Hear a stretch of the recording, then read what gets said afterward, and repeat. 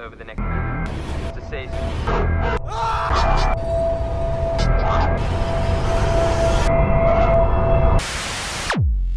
Eksperimen ini terjadi di akhir Perang Dunia Kedua. Ilmuwan Rusia pengen nemuin cara untuk bikin tentara mereka melek lebih lama biar sanggup tempur terus nggak pakai tidur tujuannya. Itulah kenapa mereka ngerancang eksperimen ini, cuy. Eksperimen untuk menguji efek dari kurang tidur yang ekstrim pada manusia. Pada tahun 1944, pemerintah Rusia ngumpulin 5 tawanan perang, nawarin kalau mereka mau jalani eksperimen ini bakal dibebasin nantinya. Cara kerja eksperimen ini, kawan-kawan sekalian, orang-orang ini bakal dimasukin ke dalam ruangan tertutup yang diisi gas stimulan. Gas eksperimental ini sebenarnya belum diketahui gimana efek sampingnya, cuy.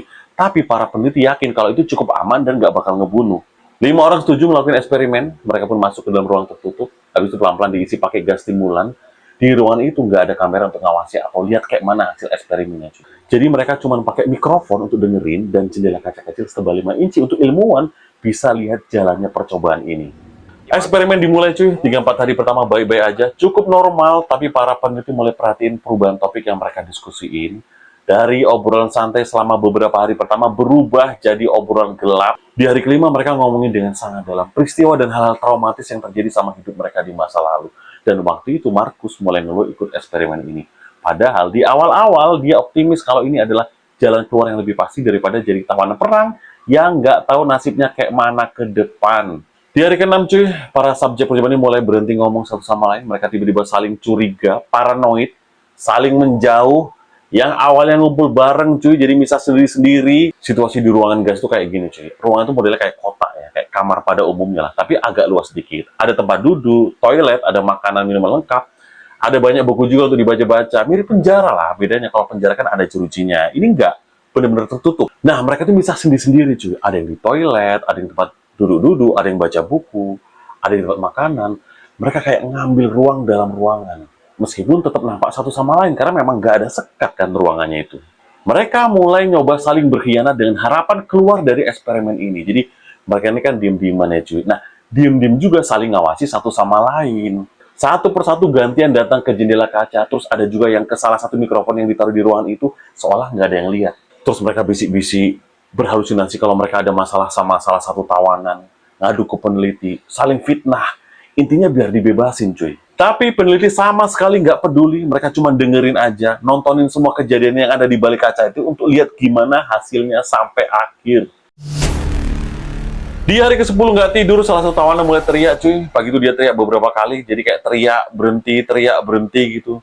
Situasi waktu itu posisi keempat tawanan lain yang bisa sendiri-sendiri, cuy, di sudut-sudut gitu. Tetap nggak ngomong satu sama lain mereka, cuman gumam sendiri, bisik-bisik sendiri, sama sekali nggak peduli. Selama 3 jam lebih, para ilmuwan ngelihat satu tawanan teriak sekenceng-kencengnya sambil lari bolak-balik dari ujung ke ujung, cuy. Sampai dia berhenti teriak, tapi masih tetap lari. Tapi pas didengerin lebih jelas lagi di mikrofon, ternyata masih teriak orang ini. Tenggorokannya itu masih kayak ngotot gitu. Masih ngeluarin suara tapi kayak cuman derit kecil aja yang keluar. Ternyata dia udah ngerobek pita suaranya sendiri, cuy. Tapi tawanan yang lain tetap nggak bereaksi sama sekali, nggak nyoba berhenti juga, kayak nggak ada apa-apa. Padahal teriakannya tadi itu kenceng banget, apalagi di ruangan tertutup gitu ya kan. Yang mereka lakuin setelah itu cuma ngerobek buku-buku yang ada di situ, basahin pakai air, terus nutup jendela kaca pakai kertas basah sampai bener-bener tertutup. Nggak nampak apa-apa dari luar. Jadi pas tawanan yang udah ngerobek pita suara tadi bener-bener nggak kedengeran lagi suara di mikrofon, suasananya jadi bener-bener hening, cuy. Sunyi senyap. Para peneliti juga nggak bisa lihat apa yang terjadi di dalam karena jendela kaca itu udah ditutup dari dalam pakai kertas. Selama proses sleep eksperimen ini berjalan, di awal-awal hari kan terjadi diskusi ringan aja itu ya. Ngobrol santai aja. Tapi semakin bertambah hari, obrolan berubah jadi gelap. Habis itu entah kenapa mereka mulai saling menjauhi, curiga satu sama lain, paranoid, kemudian halusinasi. Terus salah satu subjek teriak selama 3 jam nggak berhenti, dan sekarang suasananya hening total. Peneliti bahkan nggak bisa mantok kadar oksigen. Tapi berdasarkan konsumsi oksigen di dalam ruangan, ada 4 atau 5 orang yang hirup. Karena oksigen masih dikonsumsi, jadi peneliti percaya kalau orang-orang ini masih hidup. Tapi setelah 3 hari hening, cuy, nggak ada suara apa-apa di dalam, peneliti mulai nentuin langkah, kemungkinan mikrofon rusak, atau ada yang nggak beres sama subjek. Mereka ngubungin pakai intercom ngasih tahu kalau bakal masuk ke ruangan. Perhatian, kami mau masuk ke dalam buat ngecek mikrofon. Kalian harus baring di tanah dan nggak ngucapin sepatah kata pun ke kami. Kalau kalian patuh, kami bakal bebasin salah satu dari kalian. Nggak ada jawaban, hening masih cuy. Peneliti ngomong lagi untuk mastiin sekali lagi sebelum masuk ke dalam. Sekali lagi kami mau masuk ke dalam buat ngecek mikrofon, kalian harus baring di tanah dan ngucapin sepatah kata pun. Kalau kalian patuh, kami bakal bebasin salah satu dari kalian. Masih hening juga, nggak ada suara apapun dari dalam. Ya udah, akhirnya mereka mutusin masuk untuk mastiin dan ngecek semuanya. Pas mau masuk, udah siap-siap dibuka ini kuncinya cuy. Tiba-tiba suara mikrofon dari dalam ruangan memecah keheningan selama 3 hari. Salah satu tawanan ngomong dengan jelas, kami nggak mau dibebasin lagi. Kami nggak mau keluar dari sini. Oke, kalau gitu, kurasa mikrofon masih berfungsi dan mereka masih hidup, kata kepala peneliti. Yaudah, tim peneliti pun nggak jadi masuk.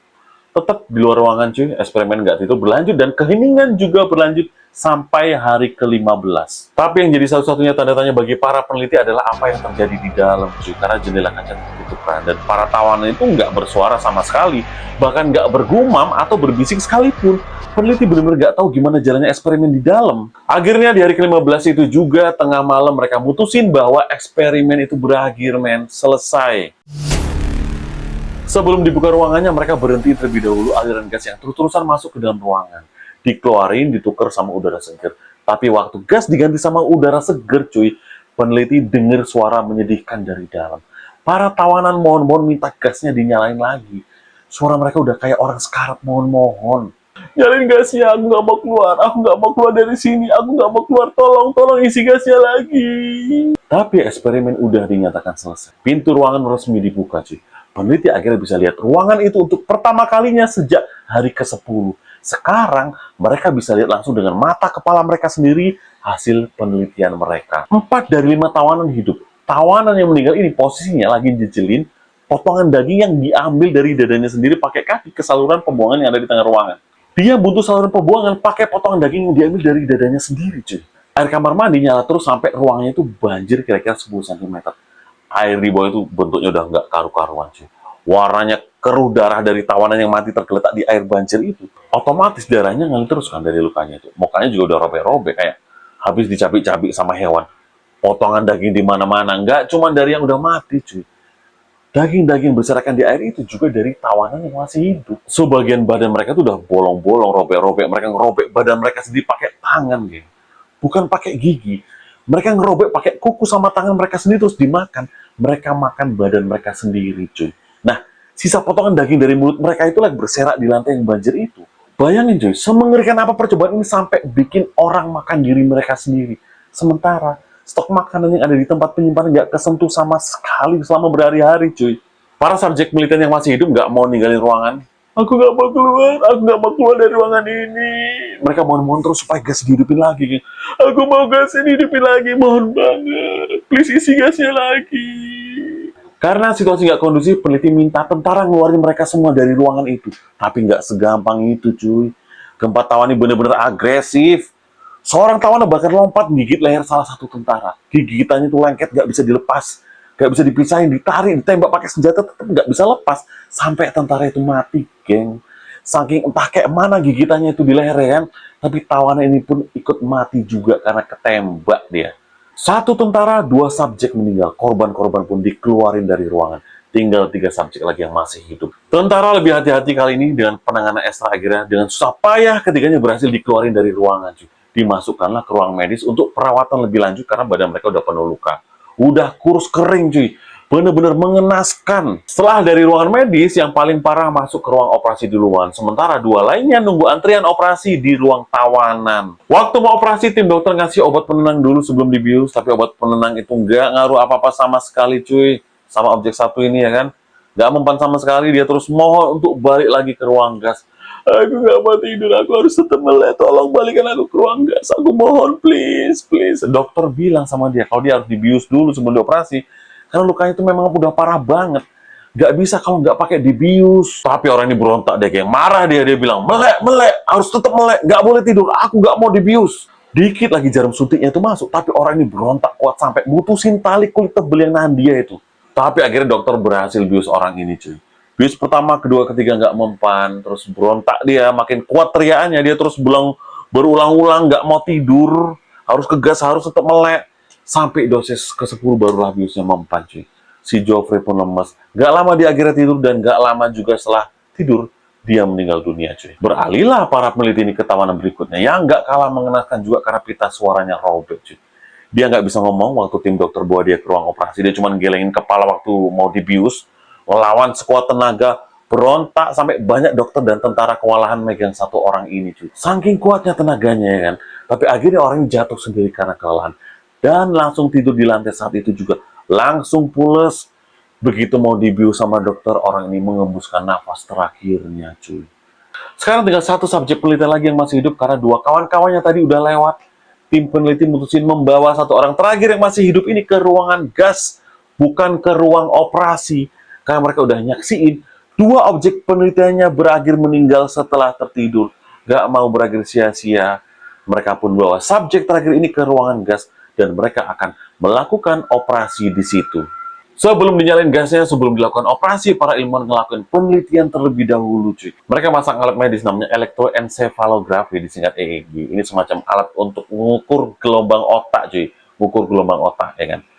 Para peneliti ngamati pembacaan EEG. Mereka perhatiin garisnya itu datar. Terus naik turun, datar lagi, naik turun lagi. Kok aneh, pikir mereka. Diperhatikannya lebih detail lagi, cuy. Tiap kali orang ini nutup matanya, garis EEG berubah jadi datar. Waktu melek, garisnya hidup, naik turun lagi. Garis datar pada EEG sama dengan tidak adanya gelombang listrik pada otak. Yang bisa diartikan, tiap kali dia nutup matanya, tidur sepersekian detik aja, otaknya bakal mati. Dan kalau dia tidur, melek, tidur bentar, melek lagi, itu berarti otaknya ngalamin kematian berulang-ulang, cuy. Dan ini sejalan sama dua subjek penelitian sebelumnya yang meninggal sesaat setelah tertidur. Bergegaslah mereka nyalain gasnya supaya orang terakhir ini tetap hidup, cuy. Tapi sayangnya terlambat.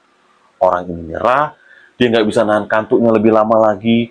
Dia tertidur lelap dengan sangat cepat sebelum semua mesin gas berhasil dinyalain. Terus gas EEG berubah datar dan jantungnya langsung berhenti saat itu juga. Kawanan ini meninggal sama persis sama kayak kawan-kawan lainnya.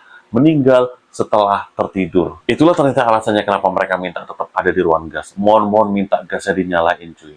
Nggak ada yang tahu gimana rasanya jadi orang-orang jadi bahan percobaan itu. Karena nggak ada yang selamat, ya kan. Aku juga nggak tahu gimana rasanya nggak tidur selama 15 hari.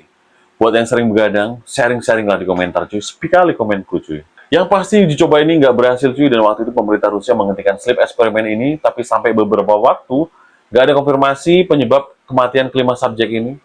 Apa itu karena efek nggak tidur, atau gas stimulannya, atau karena campuran keduanya. Oke, sampai di sini ceritanya, cuy. Makasih udah nonton sampai habis. Kalau kalian suka ceritanya, silahkan di like atau share. Makasih yang udah subscribe. Subscribe itu gratis, cuy. Jangan lupa komen. Aku tunggu pendapat kalian tentang Russian Sleep Experiment ini. Sampai ketemu di cerita misteri Chandra Satria berikutnya, cuy.